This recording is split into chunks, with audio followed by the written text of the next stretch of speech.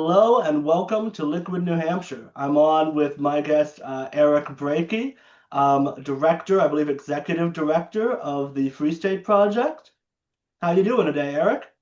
I'm doing well, Dominic. Thank you for the invitation. It's a beautiful Sunday outside and been enjoying trying to get some housework done while also getting our quarterly newsletter out that we write every 3 months for all of our Porcupine patrons for the Free State Project to update them on all the great progress that's going on that they're helping to fund with our year-round mission to get to build more Liberty community here in New Hampshire and to get more people here. Oh, that's great. I hadn't even heard about that. Yeah. I know the Free State Project's been around for a while in New Hampshire. So one of the first questions I was interested in asking you is what is the current focus of the Free State Project? What has been what they're most interested in like recently? Yeah, well, I think we always need to distinguish between the Free State Project, the organization, and then the Free State Movement, which is the people who are here. Because as the organization, our focus always is to work to recruit more Liberty lovers from outside in the Liberty diaspora to come and move here and join the community, and to foster the development of community here in New Hampshire between all folks in the movement. But we don't have a central plan for what people do beyond that when they get here. People try just they do the statement of intent to they declare their intent to come here to make the maximum effort to to pursue building a society where the maximum role of government is the protection of individual rights to life, liberty, and property. And people pursue that how they think best. For some people, it's kind of getting on the direct political path as an activist or running for office. We have a lot of people over the years who have run and gotten elected to the state legislature or supported liberty aligned people who are doing that. In fact, about a quarter of the state legislature in New Hampshire now are liberty aligned people, largely elected as Republicans. And but then there are people who've gone completely different paths, building up homeschooling networks or building up alternate cryptocurrencies, from fostering the development of Bitcoin in its early days to many different cryptocurrencies that are out there now, and applications for those technologies. And there are so many other different ways people pursue liberty. Agorism or just building a liberty hiking group that fosters community. There's a lot of different ways people are doing that, and we don't tell people how to do it. We just say, come here and build something. But with our focus as an organization right now, right, our mission is always to try to get more people here, more numbers, and also high quality people who share the principles of liberty and also are the kinds of people who are interested in building, not complaining, right? Not complaining about what other people are doing if someone's doing something the way that you don't like it to be done. Rather than complaining about those people, go out and build your own thing and demonstrate a better way. So those are the kinds of people we're always trying to recruit. And I like to say we have kind of a 5-phase pipeline for doing that and getting people here and building that community. In phase one, we promote to the Liberty diaspora to get people to learn about what's happening here. And that's through podcasts and social media and traditional media, raising awareness and curiosity. And then we are outreaching to people to try to connect with them. Sometimes that's physical outreach, like going on the ground to gun shows around New England or LP conventions or things like this, places where we can connect with people one-on-one, get them to sign up for our email newsletter, which, by the way, your audience can do at fsp.org. We do a weekly email newsletter that is the most optimistic libertarian newsletter you will get, because it's like we're the only place where there's tons of victories to brag about, and tons of events that we let people know are coming up. So we outreach to connect with people, and once we connect with people, we continue communicating through various means. Our newsletter is one of the best ways, and we build events so that we can invite people to come out here for a visit. So that's phase three. We invite them so they visit, they get to see what is here firsthand, experience the community. And in the process of that, a lot of people make the decision that this is where they should be, this is where they should plant their flag. And so then we welcome them so they move from connecting them with people in our Porcupine Pal program, free staters who are here, who've been long time and established, who are serving as Porcupine Pals for people who are planning and preparing their move. Help them answer questions or point them in the right direction for employment opportunities or housing opportunities, and just being a friend to kind of bounce things off of while they're going through this process. And that process ends when they move here and we have a friendly welcome wagon of a dozen, volunteers there to help them unpack their moving truck and all their furniture into their new home. And then the final phase is we want to keep engaged with people so that they get plugged in and they build something. So that's our 5 phase pipeline. We promote so they learn, we outreach so they connect, we invite so they visit, we welcome so they move, and we engage so they build. And we're doing it all so that we can build the freest society on planet Earth. That makes a lot of sense. And I gotta say, I love that approach of don't focus so much on complaining about what other people are doing. Be constructive, build your own thing, live by example. And it's really effective. In my area, there's even a Free State, like I think it's a barbell lifting place where you could just lift with fellow Free Staters in the area. Um, There's so many things going on that people have built that I didn't even know about that one. But it's gotten so big that there's just so much that it's impossible to do everything and know about everything. That makes sense. One of the areas I'm interested in learning about with this libertarian movement, you said a quarter of people in New Hampshire are liberty aligned. A quarter of people in the state legislature. In the state legislature. My apologies. With that big of numbers, are you seeing a breakup of what I would call like fusionism? Where the Republican Party had maybe a tacit embrace of some libertarian values, but not really fully libertarian. Well, I mean, we're still at the phase where we do have to rely on coalitions in the legislature. There's certainly the Republican Party right now is a coalition between basically the Liberty wing of the party and everyone else. But the bigger the Liberty wing grows, the more the Liberty wing is setting the agenda on what the legislature is pursuing. And I think in New Hampshire, that's true more than any other state in the country. Um, so. Um, yeah, it's not like we have a majority of libertarians. I don't know if we ever will. It's hard to. I mean, maybe one day we will, but I'm sure even there, within a majority coalition of liberty lovers, people will find things to fracture and argue about. Um, but um, but the fact that the House Republican Majority Leader, Jason Osborne, is a Free Stater who moved here for the Free State Project. He's someone who could quote Murray Rothbard back to you. He's setting a lot of the legislative agenda, and a lot of Free Staters and when I say Free Stater, let me be clear that I mean not just people who have moved here for the Free State Project, though I think that's what that term has historically exclusively referred to.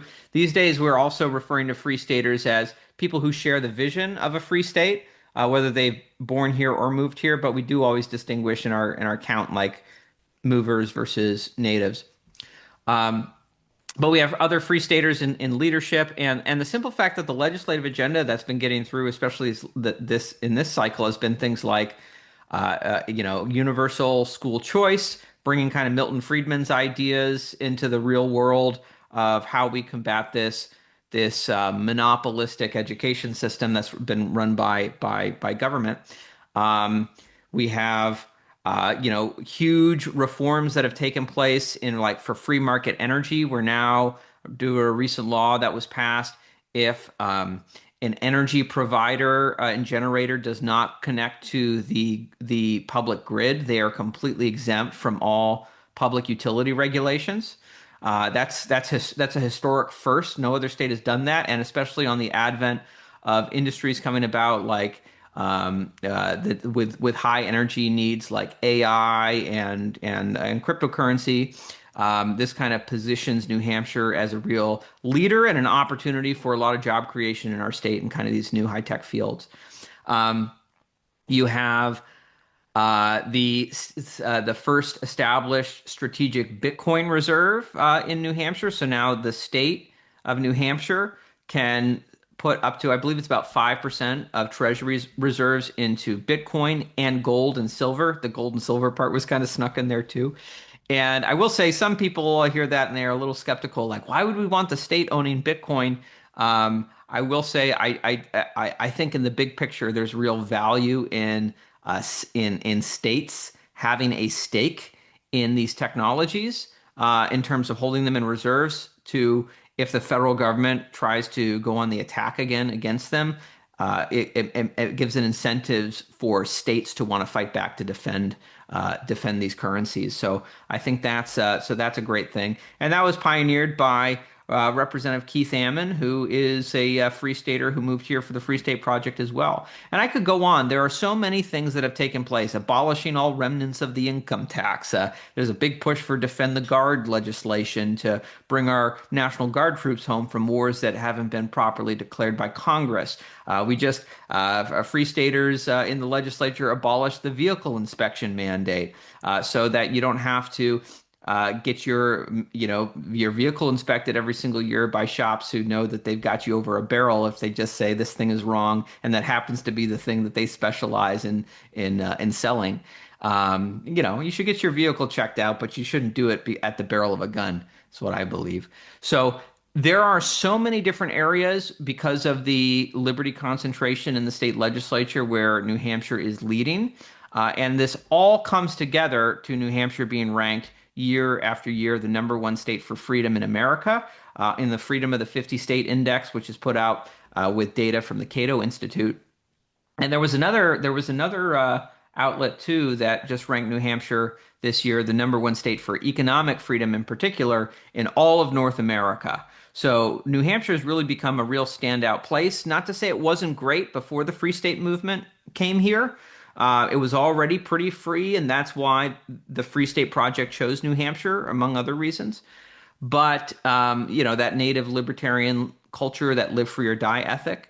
But at the same time, we have seen all around New England over the course of the last 2 decades, every other state succumb to this kind of Elizabeth Warren style progressivism.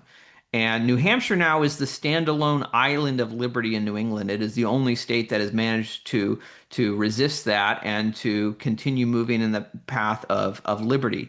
And I believe very sincerely that it is because of the Free State Project that we have tipped the scale in the direction of freedom, and we continue to trend in that direction. And I think that as we go forward in future years, you will see more fruits of this tree with more liberty policies enacted, more liberty community created, and probably, I imagine, these Democrat progressive statists who are in our federal delegation to Congress and the U.S. Senate. I imagine you'll start seeing those positions starting to flip. Okay. Yeah, and so in the interest of full transparency, I consider myself to be only libertarian adjacent. I'm more of a localist. And some of the authors that I've read and have been inspired by are part of the Vermont secessionist movement.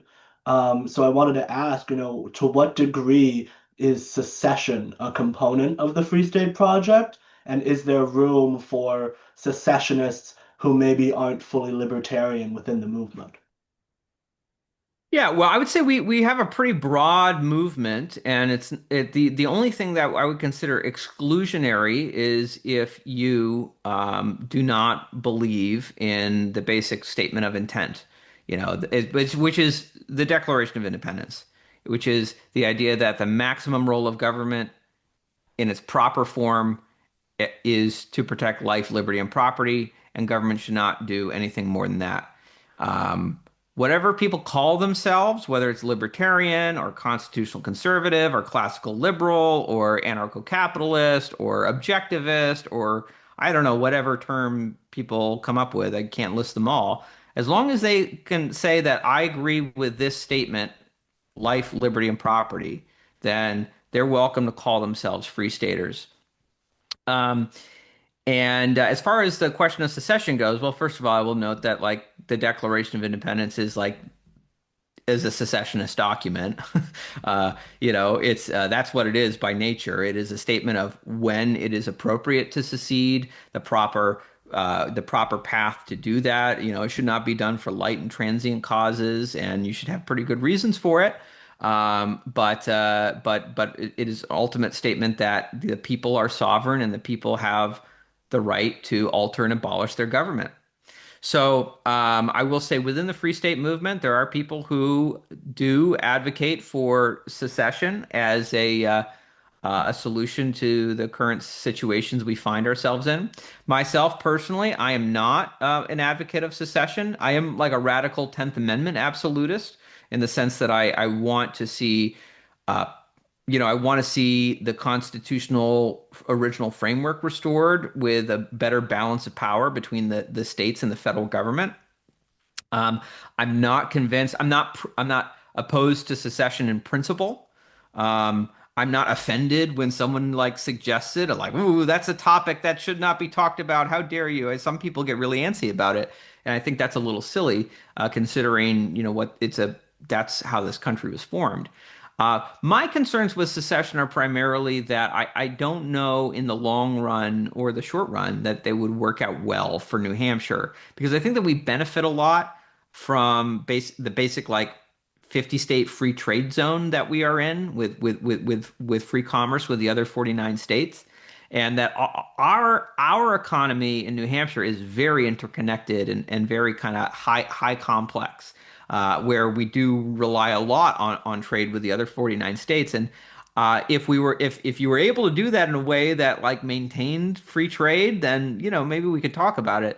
But I would be very concerned that if New Hampshire like seceded, that you know hopefully it doesn't work out like last time where the national government declares war on you. But even short of that, if they just declare economic war on you and put tariffs and sanctions, I don't know that New Hampshire would be in the best position to stand up to that. Maybe if it was like a coalition of states that were all doing it together at the same time, maybe then that becomes more strategically relevant or practical. But you know, I don't know. So again, I'm not principally opposed to it, but I'm not optimistic that it would work out well for us. Fair enough. Yeah, and that actually leads me into one of my other questions, which was I was going to ask if you're an anarcho-capitalist. It sounds like you are not. And if not, why not? Well, I don't know. I mean, it depends on the day that you catch me. I mean, I do. Boy, this camera keeps following me around in a weird way. Um, the I mean, I would consider myself like very much a Rothbardian. I come out of that tradition. Which is the tradition that Ron Paul comes out of, and Ron Paul is my mentor and role model. So I would say if you could call Ron Paul an anarcho-capitalist, you would call me an anarcho-capitalist. I think that in principle, like I don't think there's any reason why an anarcho-capitalist society would not work. I think it's hard to transition from where we are today to a fully anarcho-capitalist society. And I guess I just kind of default to kind of Ron Paul's position of like, if we just got back to following the Constitution, that would be like, you know, 90% of the way there. So, and I think that you can build a pretty good size coalition around the principles of like, can we just go back to the Constitution, or at least like use the Constitution as a measuring stick to point out what hypocrites the people are who rule over us, that they don't even follow the laws that they are sworn to uphold.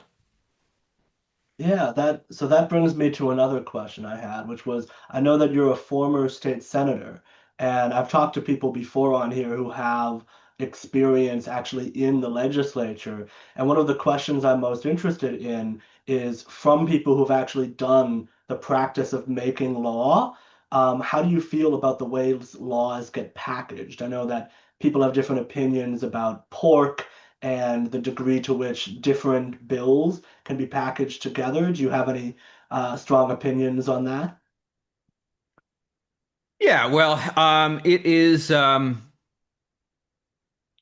it's an it's an inherently corruptible system, particularly the further away you get, right? Especially as you get to like the national level, it's like the process is a joke.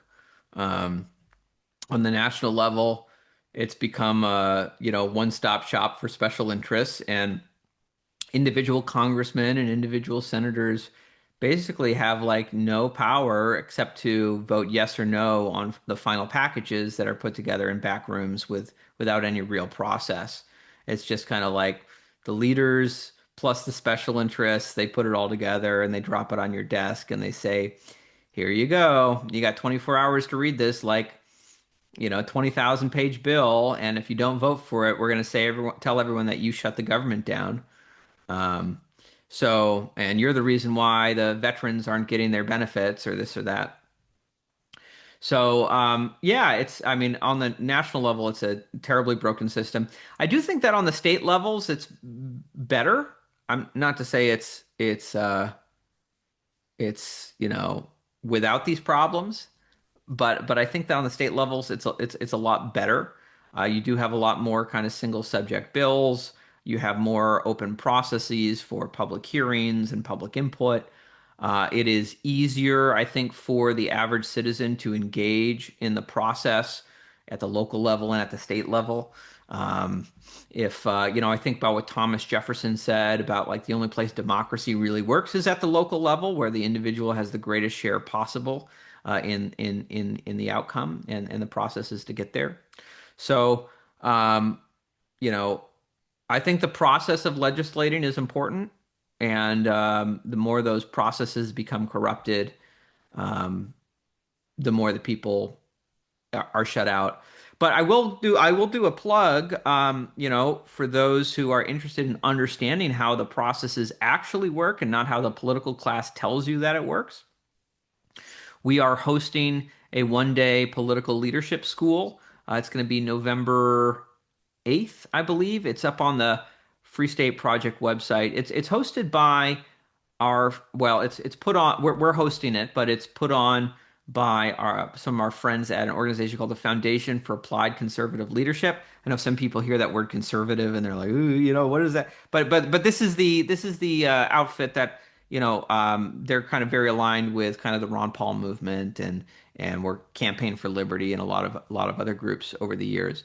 And these are this and they teach the skills and principles that I used when I was a younger activist and also a state senator in Maine, to know how to work the legislative process effectively. Because the political system works, it just does not work the way they tell you it works. Um, this in this training there will be taught a model called confrontational politics, and it basically breaks down to this. I think it was. The founder of the Leadership Institute, Morton Blackwell, who said, and I think this is a great way of understanding it.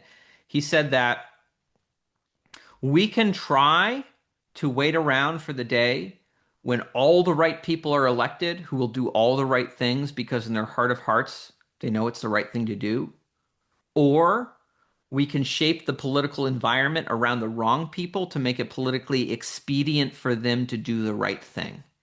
And that's a much more effective way to operate, understanding that in politics, the people who are elected, it is a self-selected bunch. I mean, think about it. Who are the kinds of people who are inclined to run for office in the first place, right? People who love liberty, our natural instinct is to run for the hills. And people who love power, their natural instinct is to run for office. So already, if you're just relying on hoping that all the right people are going to get elected from just out the gate, the whole start of candidate recruitment, we're already at a severe disadvantage.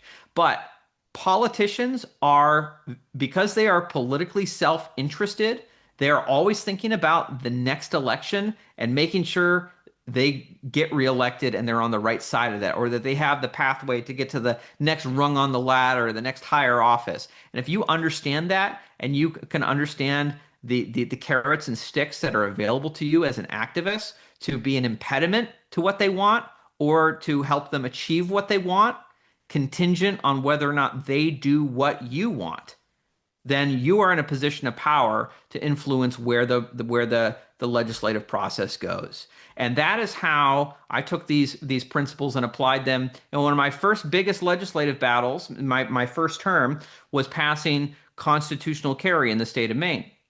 We were the sixth state to pass it, one of the very first. It was a very important early domino. Now a majority of states around the country have constitutional carry. We even got it done before New Hampshire. And to this date, even as like a majority of states have constitutional carry now, I remain the only person who ever got it passed through a Democrat controlled legislative body. And how did I do it? I did it by applying these principles, knowing how to work the political process, how to put pressure on the right people, and put pressure on them through angry voters in their districts, and put the fear of God into them that if they did not vote the right way, they were going to be out on their keisters come election season. And that's it. It's connecting legislative season to election season and making sure the politicians know that there are in fact consequences in election season for what you do in legislative season. But oftentimes make a lot of threats. We say, you better vote for this thing or else.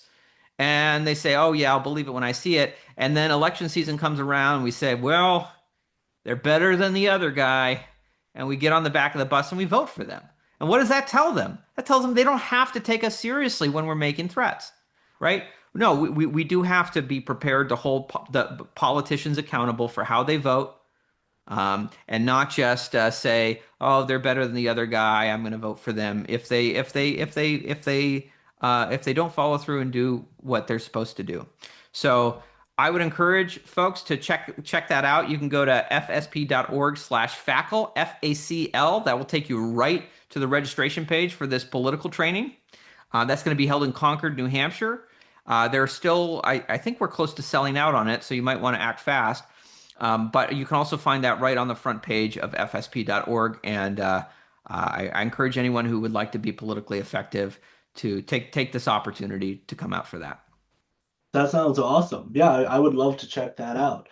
And in relation to the conversation about process and some of the stuff like that, one thing that I've floated to some of my guests on the left on here was the executive council here in New Hampshire. It becomes an issue every couple of years. People run for it as a position, and we kind of have to inform the people here in New Hampshire that it's a thing that exists and what it does, right? I've floated to a couple of people that it might be a good idea to abolish it if possible, to get rid of it. And the pros and cons of that, on one hand, it might streamline procedure, but on the other hand, it is seen as kind of a check on the legislature in favor of liberty. I wanted to know if you had any opinions on that proposal of maybe abolishing the executive council here. I don't feel like I could really give you a strong opinion because, truth be told, like it is so foreign to my experience in Maine. We had nothing like that in Maine. So I just haven't been around and studying it long enough to know to what degree it's helpful or hindrance. I mean, it does seem to me like it's a check on the power of the executive, right? Which um, the executive needs to get their approval on spending items or stuff like that. Again, I don't know the ins and outs of it. I do know a number of good people who are currently elected there. So I don't know. I haven't studied it enough to know the pros and cons of that. Absolutely. I thought I'd give it a shot. Um, so I think we're getting to the end of the questions I had to ask you. One thing I did want to say though was, the channel's called Liquid New Hampshire, and the reason for that is because I advocate something called liquid democracy. I see it as being maybe the next step past something like approval voting or ranked choice voting towards defeating the two-party duopoly that we have now and hopefully opening up more possibilities for politics. And I'd like to build a coalition of people that contains libertarians and really anybody else who falls outside of the typical two-party system and try to work towards a better electoral system. Do you think it's possible to move towards something with more individual choice? Because what I'm describing is very similar to maybe something more like direct democracy in a way. I guess I would need to see the details of it. I'm always open to the conversations. I've been and I find the conversations around kind of our electoral systems pretty fascinating. I I found that the biggest stumbling block to getting reforms like this done, however, are that you ultimately need the people who have won elections under the current system to agree to change the system. And and considering it's worked out for them, they are often pretty not inclined to do that. And I will say, as far as like, you know, I am a skeptic of like pure direct democracy. Uh, in Maine, I've seen kind of how just like the referendum process has wreaked havoc on the state.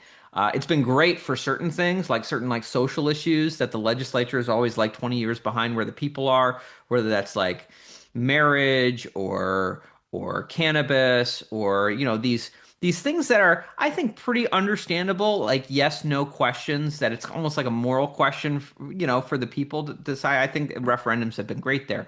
But I've also seen these referendum processes in Maine be used to like push like really a lot of issues that actually require a lot more technical consideration and understanding the mechanics of it, like what the tax rate should be, and just kind of a populist like, we're just gonna create a new tax on the rich to fund the schools and things that kind of maybe sound great on the surface until you kind of like consider things in the context of the whole overall budget and what the actual current tax rates are and how everything fits together. I think there's a lot of things that actually really benefit from having an elected body that is kind of, people have agreed to kind of in this division of labor to do extra study and extra scrutiny on these issues and do the deeper dives that I don't know that direct democracy really lends itself to.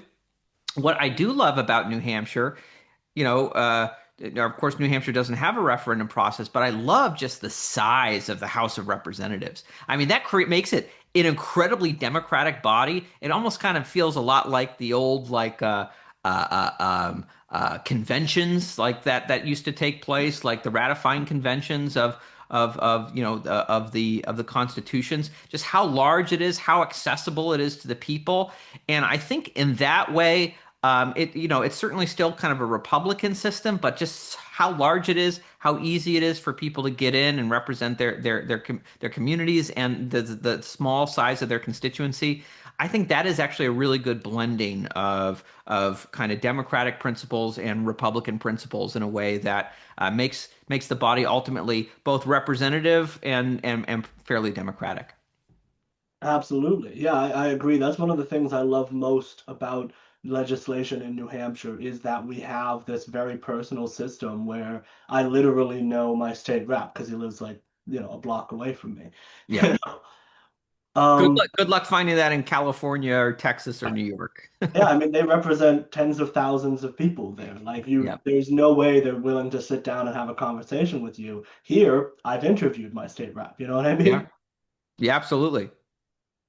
So that's all the questions I had for you. Is there anything else you'd like to specifically get out there about the Free State Project before we wrap up?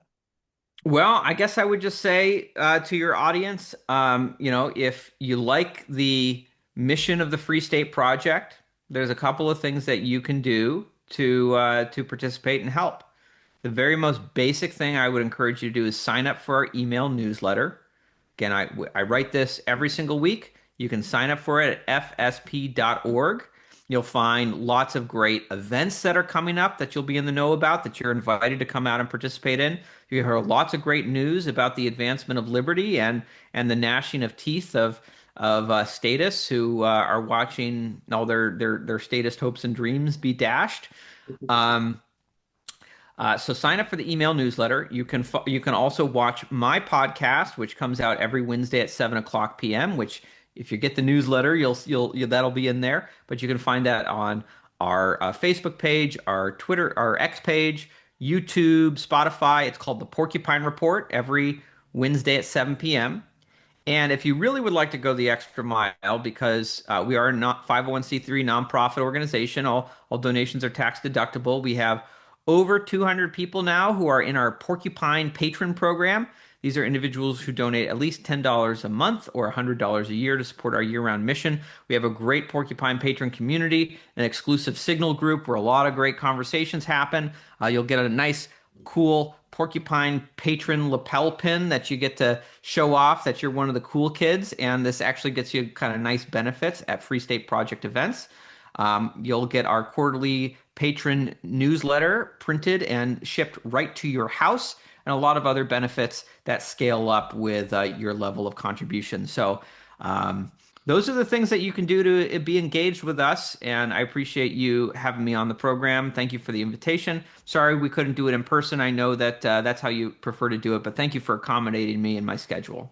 Oh, absolutely. And thank you for coming on.